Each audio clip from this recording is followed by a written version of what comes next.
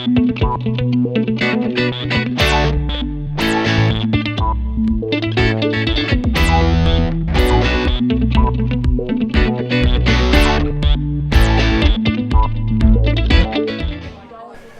the owner or operator of an Ohio food company, it's no secret that you wear many different hats. And one of those hats is the responsibility to stay up to date with the latest rules and regulations of the Food Safety Modernization Act.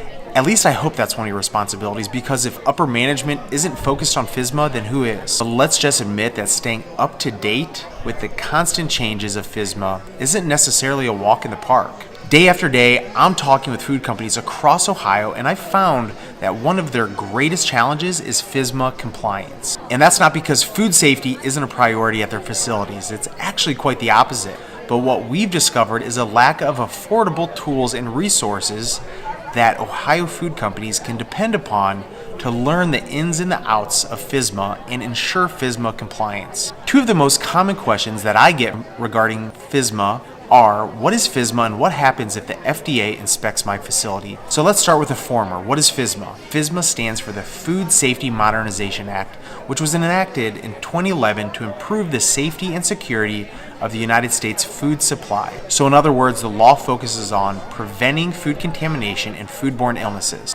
FSMA gives the U.S. Food and Drug Administration greater authority to establish prevention-based controls across the food supply and to conduct inspections of food procedures. So in a nutshell, FSMA was enacted to accomplish three things: to expand the oversight of imported products, to improve the FDA's response to food safety problems, and to enhance collaboration between food safety agencies.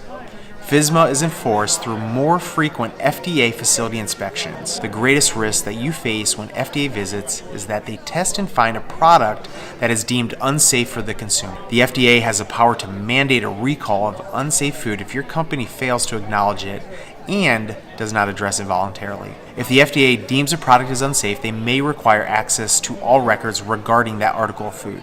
Any person that manufactures, processes, packs, distributes, receives, holds, or even imports the potentially dangerous food must comply with the FDA's request. So let's just say that you want to do everything in your power to avoid a recall. So here's the bottom line.